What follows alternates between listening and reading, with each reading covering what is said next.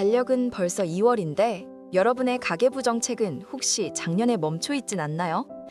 2026년 들어 다자녀 기준부터 육아휴직 급여, 교통비 지원까지 완전히 달라졌습니다. 설마 나한테 해당되겠어? 하대가 남들 다 받는 수백만 원 혜택 놓칠 수 있습니다. 딱 5분만 투자하세요. 올해 여러분의 통장 잔고를 바꿔줄 7가지 변화를 정리해드립니다.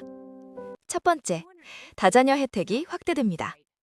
기획재정부 발표에 따르면 2026년부터는 두자녀도 다자녀로 인정됩니다. 7인승 이상 차량 구입 시 취득세를 최대 140만 원까지 감면받을 수 있습니다. 두 아이를 키우는 한 가정의 이야기입니다.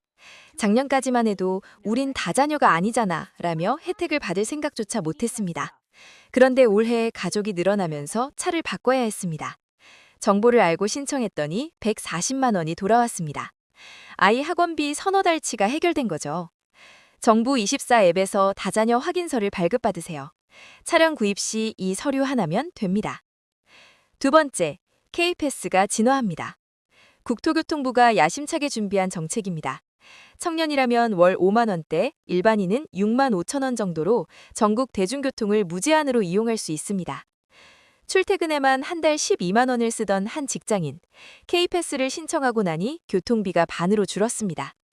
남은 돈으로 주말마다 가고 싶었던 카페를 갑니다. 작은 여유가 생긴 거죠. 1년이면 84만 원, 가족과 떠나는 여행 한 번이 가능한 금액입니다. 교통카드 앱에서 K패스를 검색해보세요. 클릭 몇 번이면 신청 완료입니다. 세 번째, 주택청약저축이 강해집니다. 국토교통부와 금융위원회가 내놓은 이 정책, 내 집 마련을 꿈꾸는 분들께는 희소식입니다. 금리가 연 3.2%로 올랐습니다. 시중 정기예금보다 높은 수준입니다. 게다가 맞벌이 부부라면 각각 청약통장을 만들 수 있어 당첨 확률이 2배가 됩니다. 신혼부부 한 쌍의 이야기입니다. 남편만 청약통장을 가지고 있었는데 올해 아내도 가입했습니다. 로또가 아니라 시스템이라고 생각했기 때문입니다. 매달 각자 10만 원씩 넣으니 부담도 크지 않습니다.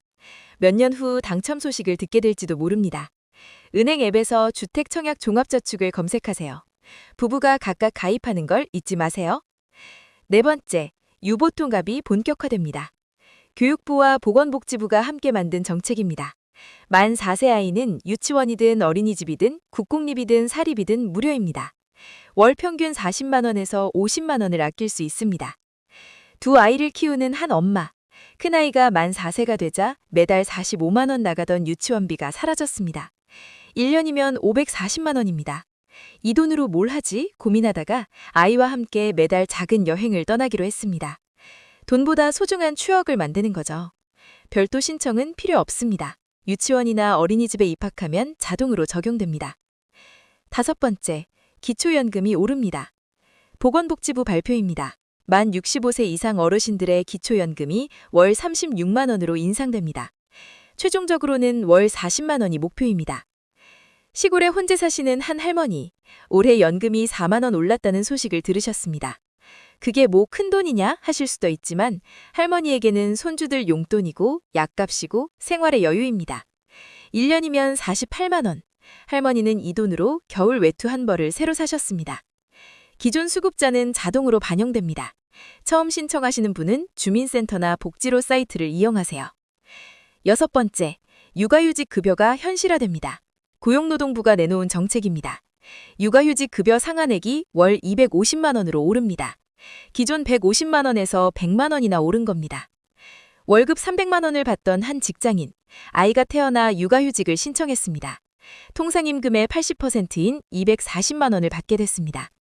작년 같으면 150만 원이 상한이라 90만 원을 포기해야 했을 겁니다.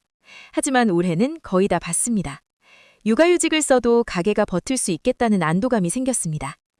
회사에 육아휴직을 신청한 후 고용24 사이트에서 급여를 신청하세요. 일곱 번째, 상속세가 개편됩니다. 기획재정부가 발표한 정책입니다. 자녀 1인당 상속공제가 5억 원에서 10억 원으로 늘어납니다. 중산층 가정의 상속세 부담이 크게 줄어듭니다. 한 가정의 이야기입니다. 아파트 한 채와 예금을 합쳐 20억 원의 재산이 있습니다. 자녀가 2명이면 배우자 공제 5억 원, 자녀 공제 20억 원으로 총 25억까지 세금이 없습니다. 작년 같으면 수천만 원의 상속세를 냈을 텐데 올해는 0원입니다. 평생 모은 재산을 고스란히 자녀에게 물려줄 수 있게 된 겁니다. 상속이 발생하면 세무사와 상담하세요. 국세청 홈택스에서도 신고할 수 있습니다. 이제 실행할 차례입니다. 첫째, 정부24 앱을 다운로드 받으세요. 주민센터 가지 않아도 집에서 편하게 대부분의 혜택을 신청할 수 있습니다. 둘째, 캘린더에 표시하세요.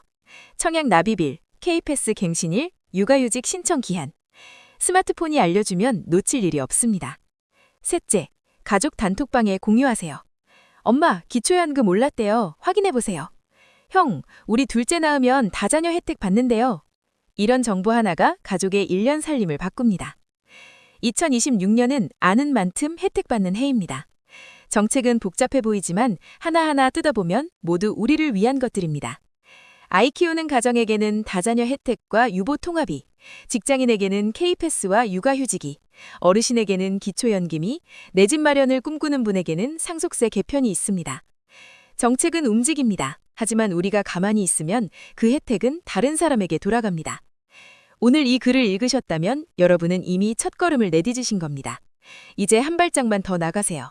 그 신청하는 그 작은 실천이 여러분의 2026년을 바꿀 겁니다. 여러분의 가족이 조금 더 웃을 수 있기를, 조금 더 여유로울 수 있기를 진심으로 응원합니다.